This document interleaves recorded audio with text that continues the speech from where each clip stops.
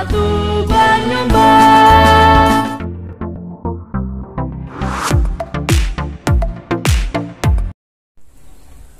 Assalamualaikum warahmatullahi wabarakatuh.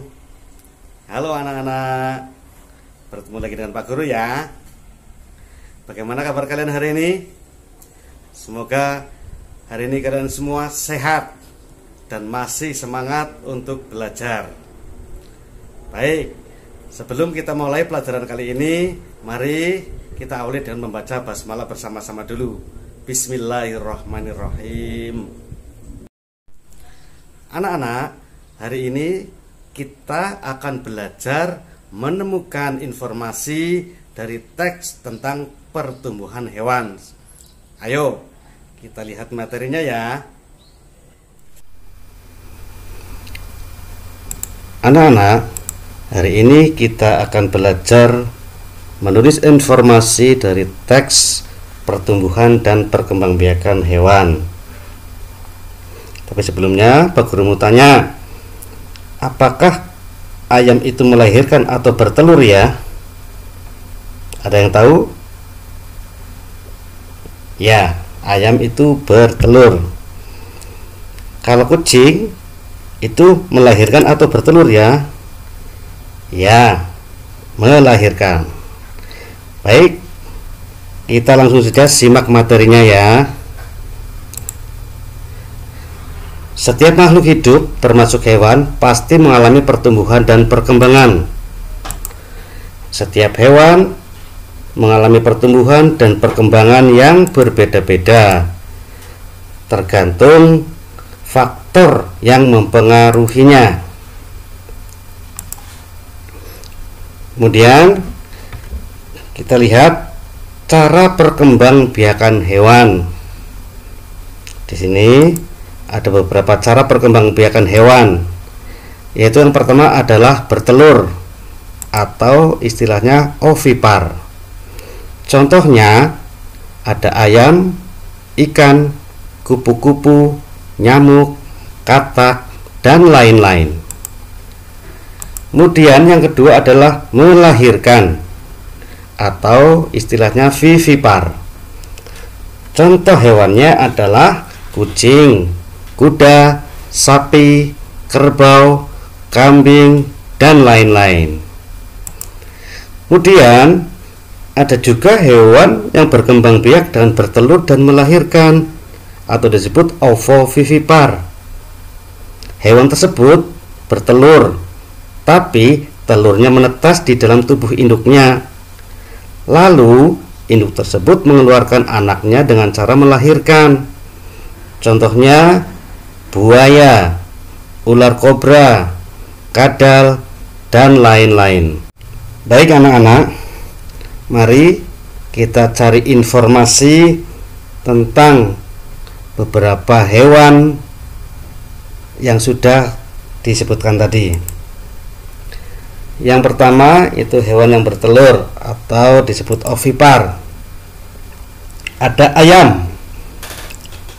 Ayam mempunyai ciri-ciri yaitu tubuhnya berbulu, memiliki dua kaki, memiliki paruh, bernapas dengan paru-paru, dan berkembang biak dengan cara bertelur. Fase pertumbuhan ayam. Ayam itu pertama dari telur, kemudian telur itu menetas.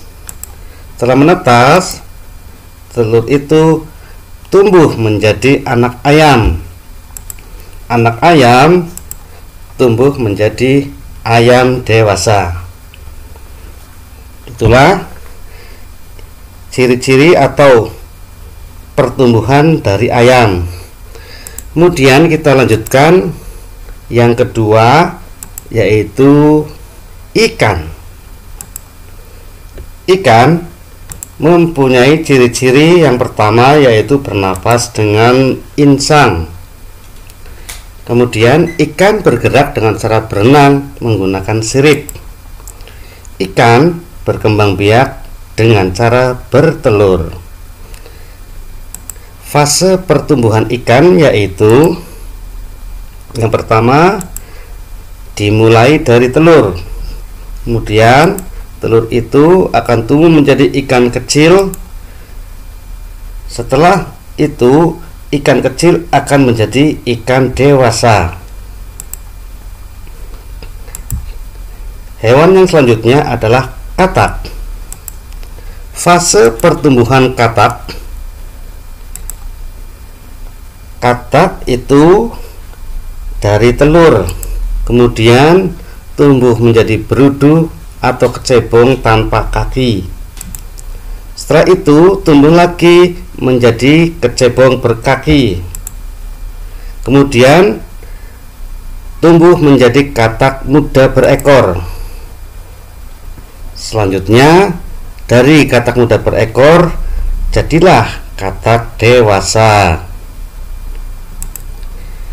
Yang selanjutnya adalah kupu-kupu.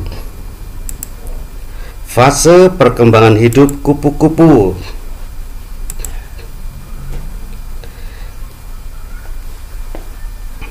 Gambar di atas menunjukkan daur hidup kupu-kupu. Setelah beberapa hari, telur kupu-kupu menetas jadi ulat. Ulat memakan daun-daunan sehingga tubuhnya menjadi besar. Ulat mencari tempat berdiam diri untuk membentuk kepompong. Setelah itu, tubuh ulat berubah menjadi kupu-kupu. Semua makhluk hidup memiliki daur hidup. Betapa sempurnanya ciptaan Tuhan ya. Nah, anak-anak, kita lanjutkan. Hewan selanjutnya adalah nyamuk. Perlu diingat, beberapa jenis nyamuk dapat menjadi penyebar penyakit. Contohnya penyakit demam berdarah yang mematikan. Berkembangnya nyamuk dikarenakan banyak genangan air. Untuk itu, kita harus membersihkan lingkungan serta membuang benda-benda yang sudah tidak dipakai agar tidak dijadikan tempat perkembangan nyamuk. Mari kita lihat fase perkembangan hidup nyamuk. Nah, nyamuk memiliki daur hidup seperti hewan lainnya. Daur hidup nyamuk dimulai dari telur. Telur nyamuk berada di atas air. Ketika sudah menetas, telur menjadi jentik-jentik. Kemudian jentik-jentik berubah menjadi pupa. Setelah beberapa waktu, pupa berubah menjadi nyamuk. Oke anak-anak, sekarang kalian buka LKPD kalian halaman 6 kegiatan 2. Di situ ada teks bacaan tentang pertumbuhan kucing. Nah, silahkan kalian nanti mencari informasi dari teks tersebut, kemudian tulislah di tempat yang sudah tersedia di LKPD kalian. Untuk memudahkan, Pak Guru akan memberi panduan kalian mencari informasinya, yaitu dengan menjawab pertanyaan-pertanyaan berikut. Pertanyaannya adalah, yang pertama, mengapa Siti merasa senang? Kemudian, bagaimana cara kucing berkembang biak? Yang ketiga, berapa banyak anak kucing Siti? Yang keempat, ada berapa jenis warna anak kucing? Silahkan kalian jawab nomor 1 sampai nomor 4. Kemudian jawaban tersebut digabung, ditulis menjadi sebuah paragraf di dalam buku LKPD kalian. Nah, itulah nanti yang dimaksud informasi yang ada pada bacaan teks tersebut. Bagaimana anak-anak? Sudah paham? Mudah-mudahan kalian semua bisa memahami materi ini. Oke anak-anak.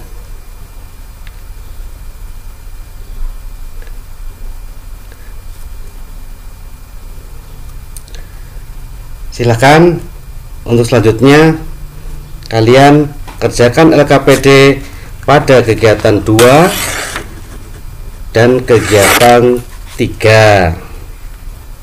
Baik, sampai di sini dulu ya. Demikian pembelajaran hari ini. Semoga kalian paham, dan mari kita akhiri pembelajaran hari ini dengan membaca hamdalah bersama-sama. Alhamdulillahirabbil alamin.